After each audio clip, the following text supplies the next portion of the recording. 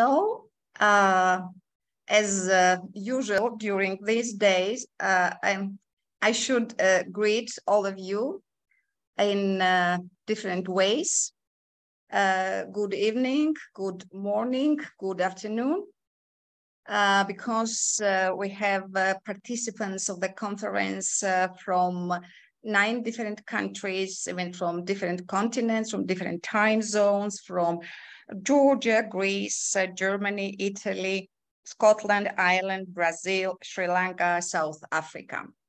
So it's my pleasure to welcome all of you to the closing session of the Students' International Conference, Contemporaneity of Antiquity, which is organized by TSU Institute of Classical Byzantine and Modern Greek Studies, and which is dedicated to the 13th anniversary of Greek-Georgian diplomatic relations.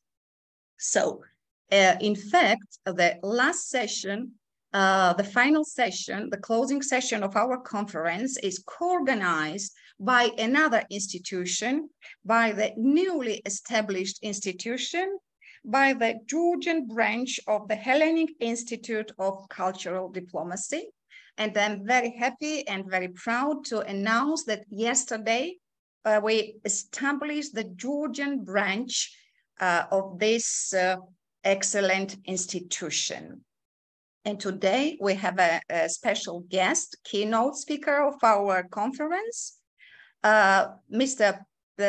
Petros Kapsaskis, or Peter Kapsaskis, who is an outstanding person as a founder and a president of the Hellenic Institute of Cultural Diplomacy, who managed to have branches already in 15 countries all over the world. But before I give the floor to Mr. Kapsaskis, I would like to give the floor to another guest, to the representative of the Embassy of Georgia to Greece, to the first secretary of the embassy, to Anni Udzilauri, who is, by the way, one of our dearest graduates, and we are very happy and very proud to have Anni in the diplomatic service of our country. Anni, I saw you during the last session. Are you here with us? No, I can't see. Maybe she also has some technical problems, but she will join us later. Just, I would like to explain why I decided and why the organizers decided to invite Anni Udzilauri and representative of the embassy as well, for 2 reasons. The one reason is the conference is dedicated to the anniversary of the diplomatic relations of Georgia and Greece, and both embassies, Georgian embassy in Greece and Greek embassy in Georgia, play a crucial role in this, in the building and in developing these relations. But there's another reason as well. The embassy of Georgia in Greece, and personally, the ambassador, His Excellency David Dundua, promoted and supported the idea of establishment of the Georgian branch of the Hellenic Institute of Cultural Diplomacy in Georgia. So we wanted to make today's event kind of report, and also we wanted to express our gratitude publicly. So now it's my pleasure to give the floor to Petros Kapsaskis to address the audience with the keynote speech, the role of civil society in cultural diplomacy. And I hope that Anni Udzilauri will manage to join the session a little bit later. Παρακαλώ, κύριε Καψάσκη, καλώς ορίσατε στη Γεωργία, στην Τυφλίδα, έστω και ηλεκτρονικά. Καλώς σας βρήκα. Welcome to all. Good evening.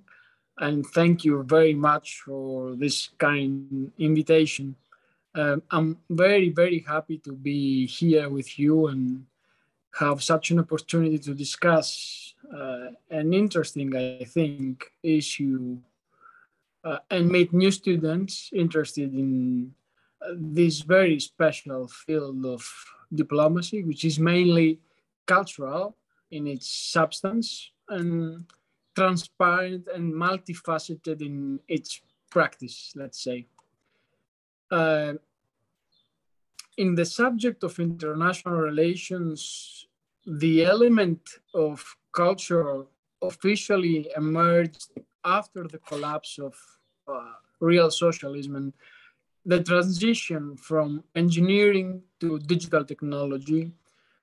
And since then, there has been a substantive change in the way foreign policy is pursued by states, moving away from the traditional government to government diplomacy to more decentralized forms of power in which the private sector and the civil society are involved. So cultural diplomacy here is perceived as a society to society diplomacy. But why this kind of decentralization of power occurred? I mean, why cultural diplomacy is connected with societies? Well, the answer, I think, it's quite evident.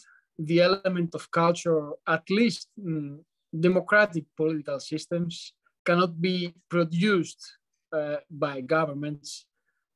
And in this sense, culture belongs to people and not to governments, of course. A government can only regulate and facilitate human creativity, and this is usually achieved through investments in education and art, in infrastructure and sporting facilities. But of course, it's correct to say that we have plenty of examples of states that intervened in the cultural process in an attempt to change the social structure. Such an example is Soviet Union or Nazi Germany. However, after the end of the Cold War and the collapse of the bipolar international system, the lifting of the state monopoly on the circulation and control of communication, combined with the expansion of the internet and the development of new digital technologies, gradually led to the decentralization of the administrative mechanism and the digitization of the state. I mean, the privatization of many state-owned companies, and of course, the implementation of public-private partnerships, as well as the provision of state subsidies to private initiatives. These were the main reasons that allowed, in a certain way, power to be diffused to non-state actors, both vertically and horizontally, without talking about exceeding state sovereignty, of course.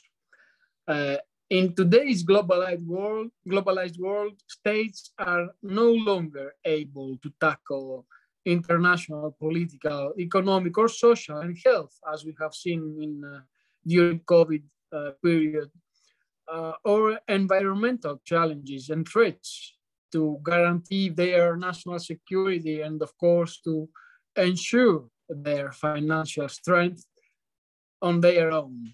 So they interact and work together through international organizations in what we call a multilateral diplomacy, such as the UN or OSCE, or to broader military, commercial, and political alliances such as the EU or NATO or NAFTA or ASEAN or Mercosur. So the use of traditional diplomacy as we know it today, with governments negotiating exclusively with other governments, is gradually being replaced by the use of more hybrid diplomacy, if I could say, which is mainly composed of multiple actors and new practices that force diplomats to work together with non-state actors.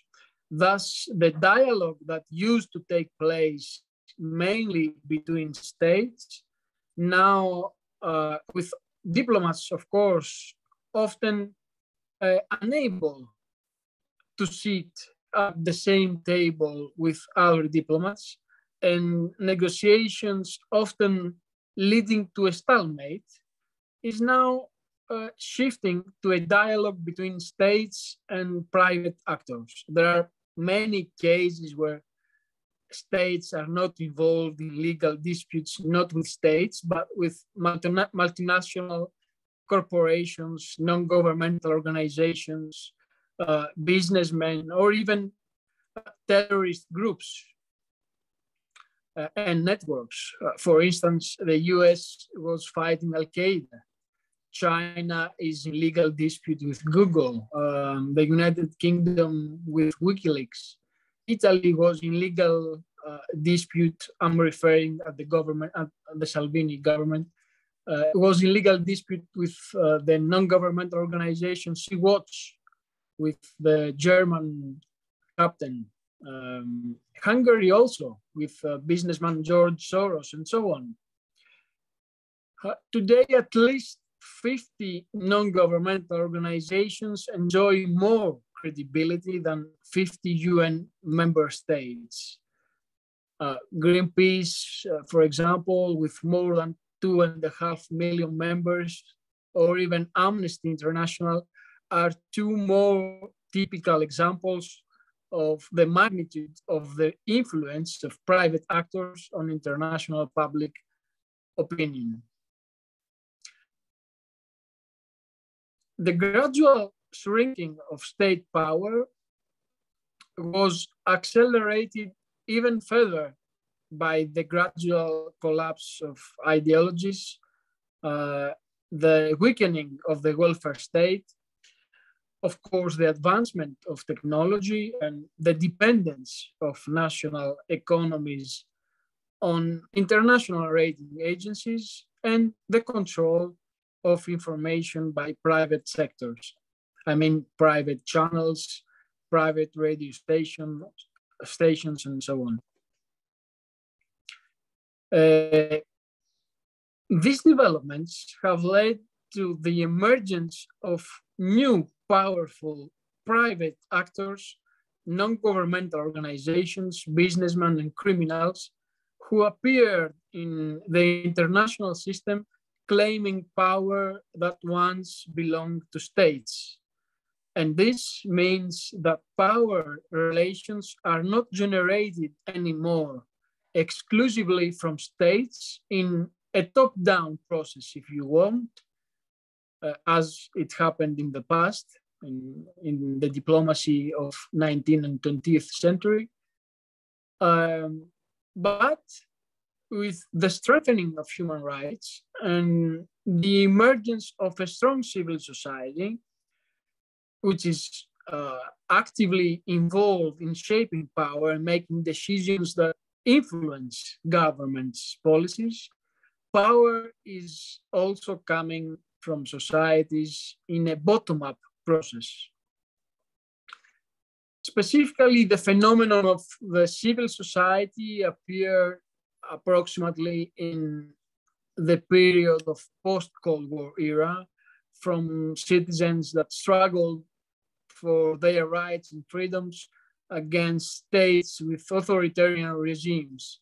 Such was the reaction of the Baltic peoples to the Soviet regime, also known as the Baltic Chain, or more recently, the example of Arab Spring movement, as well as the mass demonstrations that took place a few years ago in Hong Kong, for democracy and the right to vote.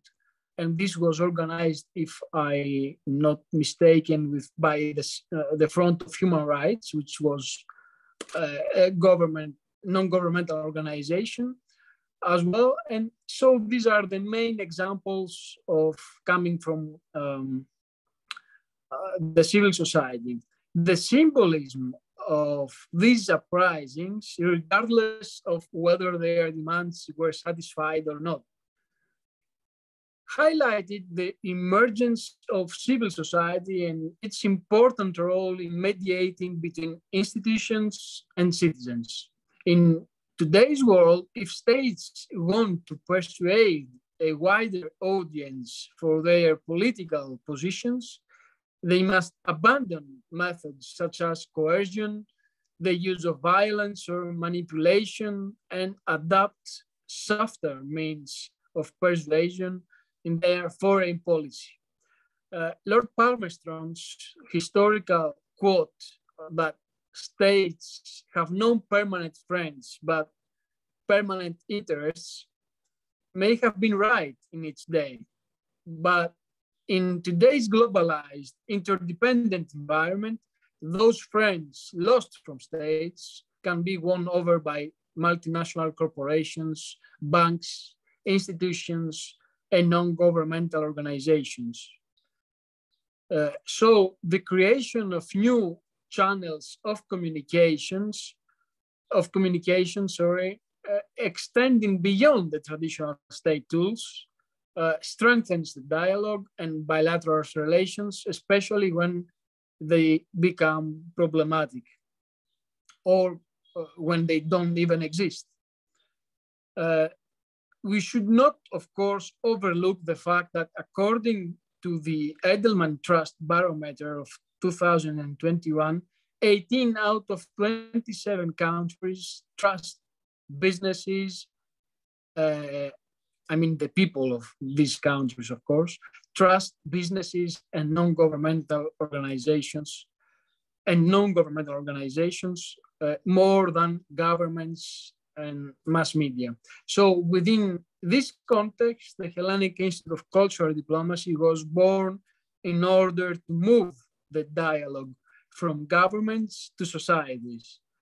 This means that mutual understanding is taking the place of interests, and artists, chefs, scientists, fashion designers, priests, businessmen, or even academics become unofficial diplomats.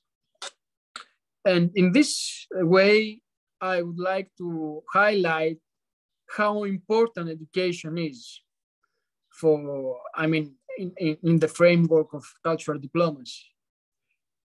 Traineeships and student exchange programs such as Erasmus placement help young students and scientists travel abroad and come into contact with other cultures, getting deeper knowledge and international recognitions concerning different scientific fields. International relations, political science, history, cultural diplomacy, soft power, etc. Research questionnaires are conducted from our research team worldwide in order to understand a country's image and fight against stereotypes. Events, festivals, exhibitions, and concerts are organized in all our 15 branches in order to bring people together from a diverse set of backgrounds and build bridges of trust between societies. Organized maybe awards is always a useful tool to set in the agenda. The Soft Power Award is an annual award organized by the Hellenic Institute of Cultural Diplomacy, through which individuals, companies, and organizations are motivated and encouraged to integrate soft power practices into their daily agenda, and so on. There are a lot of tools to use. Cultural diplomacy has even more than 18 tools in this field: digital diplomacy, museum diplomacy, cultural tourism, opera diplomacy, religious tourism, etc. I'm open to all your questions, of course, if there are any. And I would like to conclude with a great wish for our new branch in Georgia, and especially to Irina. as our new president for good luck and great projects and great success. Thank you very much, Mr. Kapsaskis, for this brief but very comprehensive and informative introduction to the topic. And now, before we move to the questions and answers section, I would like to give the floor to the ambassador of Georgia to Hellenic Republic, to His Excellency, Mr. David Dundua. Please, Your Excellency, the floor is yours. Good afternoon. Do you hear me? Yes, we hear you very well. Thank you. Thank you, Madam President. Thank you, Mr. Director, dear professors, students, ladies and gentlemen. Welcome from Athens. It's really my utmost pleasure and pleasure and honor to join you at this very special event of establishing Georgia Tbilisi branch of the Hellenic Institute of Cultural Diplomacy, and congratulate our Institute of Classical Byzantine and Modern Greek Studies to host this branch, and congratulate you personally, dear Irina, with assuming this very very important position, and let me wish you all the luck and success in your endeavors. Our embassy in Athens for a couple of years quite actively works with Hellenic Institute of Cultural Diplomacy. Honestly speaking, when I arrived to Athens in the very midst of pandemic during the strict lockdown, Mr. Kapsaskis was the first person who approached me and offered a unique opportunity to make a 1 or 2 hour long live video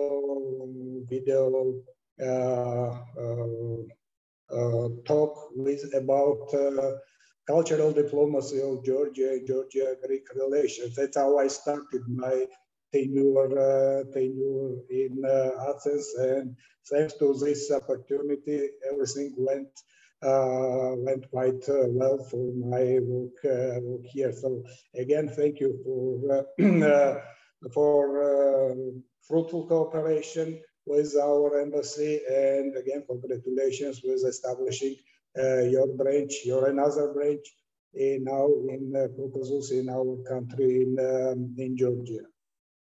No need to mention, but still Georgia and Greece are linked with century-old cultural ties, and this collaboration between our countries and institutions are and should be strengthened even more for the mutual benefit of interest, for the mutual benefit of our countries, and especially for the young generations. Our generation, know each other quite well, but I have feeling that youngsters, the new generation, are not that aware of our centuries and millennia long ties of our shared history. And it is our duty, our objective of our diplomats, our employees of cultural sphere of our society to teach our youngsters, our students, what was our history in the past and how we can and should cooperate in the future. As I know from my cooperation with Hellenic Institute of Cultural Diplomacy, the main objective of this institute is to promote Hellenic culture, Greek culture worldwide. And yes, very good. And you, Irina, and your institute is already doing quite a lot to promote culture, Greek culture in Georgia. And now with this new cooperation, you will do even more. But my humble request to both of you will be that your cooperation be two-way cooperation. It's important to promote Greek culture in Georgia, but equally important is to promote Georgian culture in Greece and through Greece into Europe. We diplomats attach quite a great deal of importance to cultural cooperation and cultural diplomacy, which actually is one of the effective and flexible tools that we diplomats, and not only diplomats, use for accomplishing our country's foreign political, cultural, economic, and social objectives. To be more specific here, we use cultural diplomacy to deepen our international relations and to create a positive image about Georgia as of a country with, on one hand, with ancient history and rich culture, and also as a country of European heritage and of European values and principles. And by doing so, to enhance a dialogue with our partners and to improve the level of mutual understanding and to facilitate intercultural communication.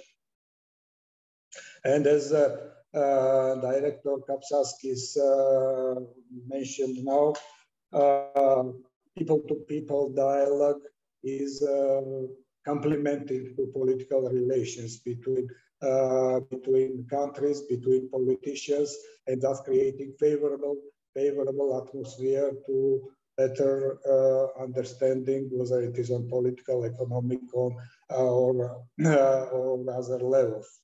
Another objective of Georgia's cultural diplomacy is the facilitation of the process of our country's integration with Europe, inter alia with the European Union, which is ultimate goal of our foreign and domestic policy. And as you know, now we are on the very important stage of our of our integration with the European Union, and you can play your role in this very, very important for our country development.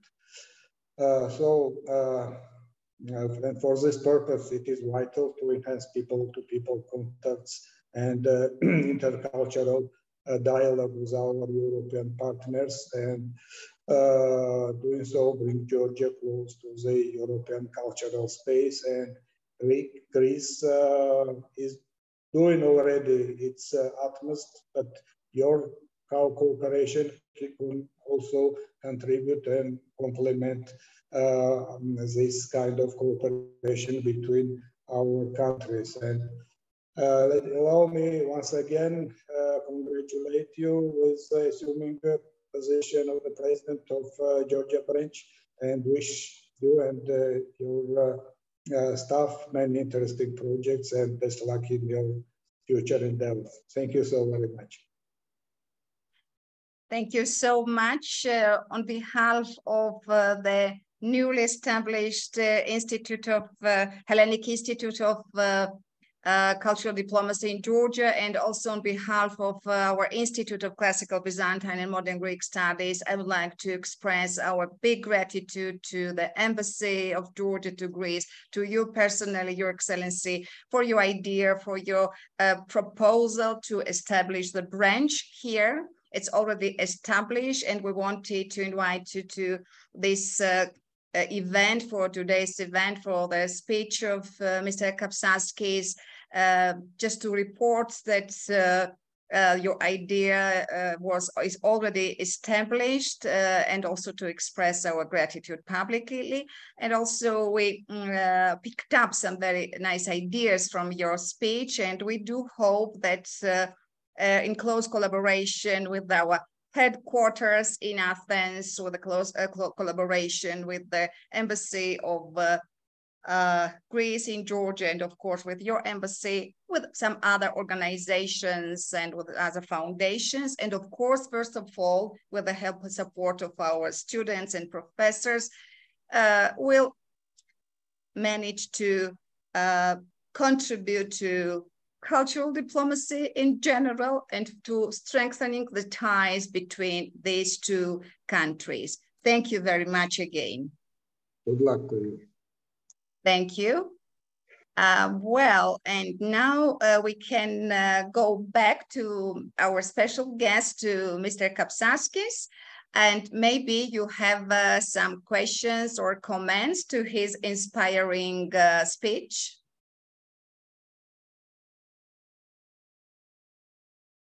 Well, I have one question. In fact, Mr. Ambassador mentioned that our institute already played an important role in development of cultural relations between Greece and Georgia.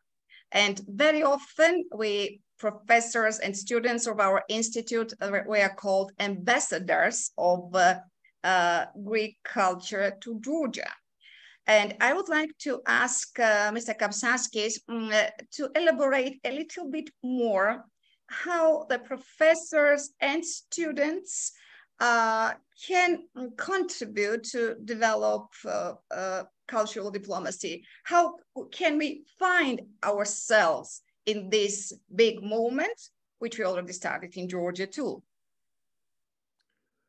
Good question. Thank you very much for the question.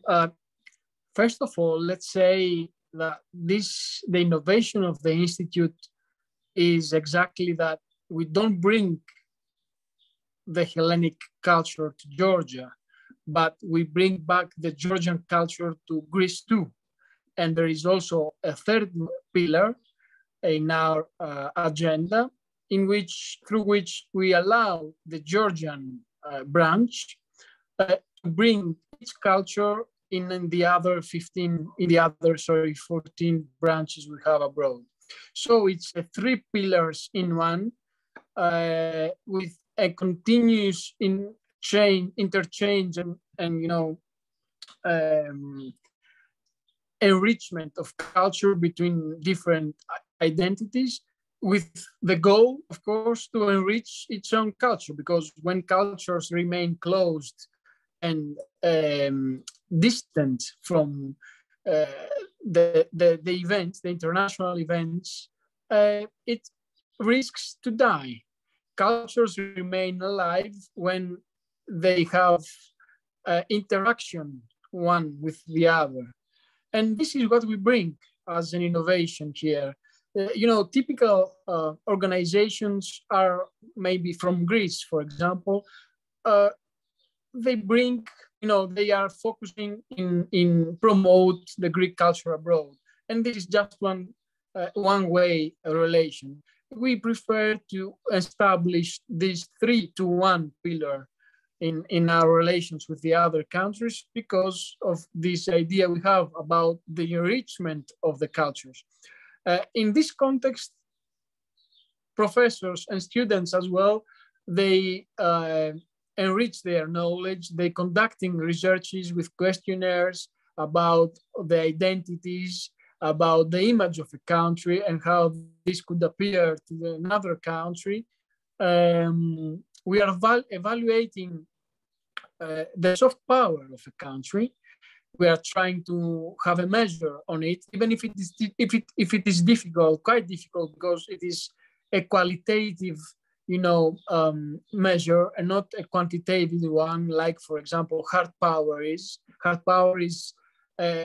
per principle a quantitative, measure. And of course, professors are also being invited in different symposia, in different fora. We are organized not just in Greece, but all over the world. And they are trying to have a lobbying, trying to deepen their knowledge in cultural diplomacy, try to exchange opinions on things that happen every day. And of course, except from lobbying, we have other mechanisms of persuasion, which have to do with the way events or exhibitions or even cultural concerts and sporting events are giving us the opportunity to get deeper and deeper into this cultural diversity. We are trying to get in and get more and more involved. and as well as lessons and seminars we are conducting in cultural diplomacy month by month. Personally, I teach cultural diplomacy here in Greece, and I see an interest which is growing and growing day by day for this sector, which is a quite new sector, not very well known in our countries. We brought first this cultural diplomacy sector 5 years ago in Greece, and we are the only organization worldwide who is promoting and studying cultural diplomacy and soft power. Of course, there are also other organizations who are doing cultural, studies as a broader objective. And inside this objective, they are inserting also the cultural diplomacy issue. But we are just focusing on the study of cultural diplomacy. And this is why I said that we are unique in the world on this. Thank you very much for very comprehensive and very inspiring answer. So I would like to ask the audience, maybe there are some other questions or comments. Yes, Sophia, please. Thank you. Thank you, Irina. Let me greet Mr. Kapsaskis. It's really a great pleasure to have you with us, and Mr. Ambassador also.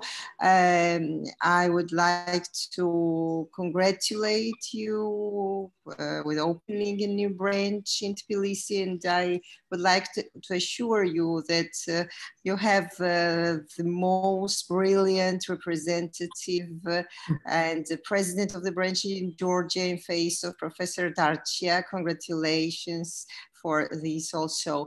And I'd like to ask you, in which countries do you have branches? Do you have branch in Turkey also, or Turkey as now Turkey wants to be called? And do you think that cultural diplomacy can work one day between such countries like Ukraine and Russia? Very good questions. At least the second one is a very interesting one. Concerning the first one, we have 15 branches except the Georgian one, and of course, except the headquarters here in Greece. We have 13 in Paris, Brussels, London, Rotterdam, and Nashville in the United States of America. In Italy, we have 2 branches, one in the north, Ancona, and one in the south, in Sicily. We have in Albania. We are discussing now with Romania. We have one in Germany, Munich. So we are the first non-European country, except for the United States. It's a very good sign. Yes, let's say you already got us in in EU. We are already in EU. Yes, correct. This is the goal here. The goal is to build a bridge between Georgia and Europe, and this will be achieved for sure. Also with the programs we have and in which we have subscribed in. For example, the Erasmus Placement, which is a program which allows us to send students abroad and receive students from other countries. Georgia and other countries which are not yet in European Union, although they are included in the Europe, if I remember well at least, they are included in the Erasmus Placement program, so we can send you students and you too to us. Concerning the second question, of course, we have another branch in Copenhagen. And yes, we are very interested to have a branch in Turkey because the political issues with Turkey are not going very well. So cultural diplomacy works like, a stop to this kind of misunderstanding and hatred and political interest which is against the political interest of the other country. It's a soft stop, of course. It is not, we cannot speak about hard power here. It's a soft stop, it's a cultural stop, it's a conscience stop. Concerning your second question, things between Russia and Ukraine are not problems between Russia and Ukraine anymore, but between the Orient world and the Occident world. I'm not sure if Huntington said it very well, between the conflict of, about the conflict of the cultures, and I hope this is not going to be verified, but we are very close to this kind of situation here. And I'm not sure that cultural diplomacy can work very well for countries which are not democratic, which are closed, and they are not open anymore to any exterior influence and cultural exchange. And of course, it cannot work with countries who are using hard power as a form of power in their foreign policy. So I'm not very optimistic to this question, but usually cultural diplomacy doesn't work with this kind of countries. Okay. Thank you very much. Thank you. And Sophia, thanks a lot for your so kind words, which made me blush. Thank you. So maybe any other question or comment? So if there's no other questions and comment, I would like to thank, on behalf of the organizing committee, I would like to thank all of you, the audience, for joining the different sessions of the conference in the classes, in the auditorium, also in Zoom. Thanks a lot to the speakers, to the supervisors, to the chairs, and also my colleagues who took active part in the discussion. And of course, special thanks to our special guest, to Mr. Kapsaskis. It was his first appearance to Georgian audience, and I do hope that this is the first online, but we will have the opportunities in the future to host him in Georgia in person as well. I would like to give a special thanks to the Embassy of Greece to Georgia and Her Excellency, Madam Ambassador Maria Theodorou, for joining the opening session of the conference, and also special thanks to His Excellency, to the Ambassador of Georgia to Greece, to Mr. David Dundua, for joining the closing session of the conference.